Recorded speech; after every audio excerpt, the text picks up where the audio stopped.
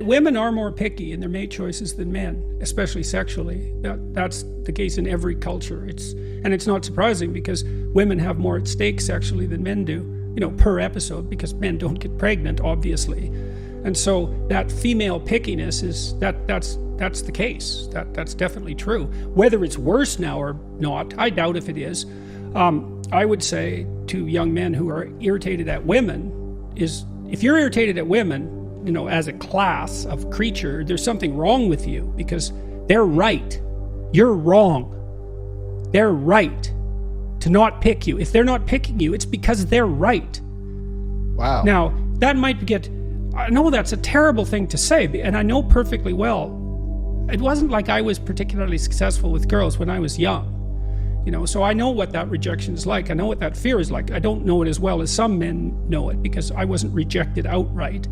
But what you have to understand is that, what do you expect from women? If you got pregnant because you had sex, you'd be pretty damn choosy too. So, clue in a bit. And then, well, don't they find you attractive? Well, maybe you're not.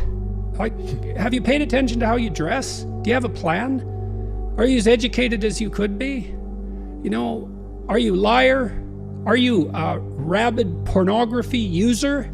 Because maybe that's undermining your motivation to seek out a woman and grow yourself up. It's like, if you're rejected constantly and you're out there really trying, because that's another thing to ask yourself is, well, how many women have you actually asked out? And are you so sure that you're not picking women who will certainly reject you because you're trying to bat out of your league? Because you might be. So, and I'm speaking about this as a clinician too, because I had plenty of men in my practice who were, radically unsuccessful with women. I had one man in particular, he was so afraid of women, he couldn't use the phone. He was too afraid of everyone to use the phone. And he had been bullied like mad, and he had his problems. So I know what this is like, but pornography is a big problem. It's a big problem. It's a real curse, that pornography, in my opinion, because it's an easy out. And so we don't know what the consequences of that are. We're starting to understand some of them. But if you were better, you'd be more successful with women. So you have to have that in your mind. And you cannot be angry at women. It's stupid. Women, it's like women being angry at men. It's a sign of psychological trouble, that. So you feel as though, Dr. Peterson, is that, for the men who are complaining about the standards of women today and it being elevated, that it's not so much a focus of pointing the finger at them not choosing them, but more so looking in the mirror and asking themselves, what can they do to improve themselves to be so desirable, instead of focusing simply in on the inability of, what be you a little stronger. Be a little stronger, dress a little better, speak a little more clearly, aim a little higher, and practice that, and that'll work. Now, I know that that's more difficult for some people than others, because some people bear incredibly difficult developmental burdens, and I'm not saying that this is easy, but I'm saying that it's a useful reaction. Like, what else are you going to do? What else are you going to do? Complain about women?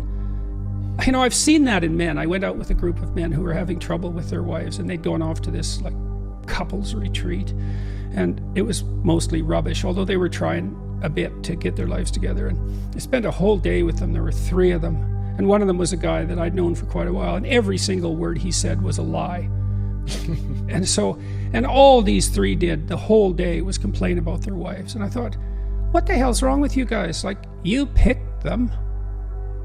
They're these women you picked, and maybe they have their flaws, but they're your wives, and that's how you talk about them? And you think they're the problem? You're so dumb that you don't even know that you shouldn't badmouth your wife just because she's your wife. Like when Tammy and I got married, we had a discussion about that. It's like, she has her flaws and I have my flaws, but I'm her husband and she's my wife, and there's a certain respect that goes along with that category. if you have any sense. And so that's an extension of the same thing. You know, it's best to look to yourself. Now and then you can, you know, things have gone rotten in society and you have to bear your responsibility. You have to address that at a social level and a communal level, but fundamentally it's like, and you do so much less harm if you look to yourself first as the problem. But then believe me, you're plenty of problem for you. You're all the problem you need for you, that's for sure.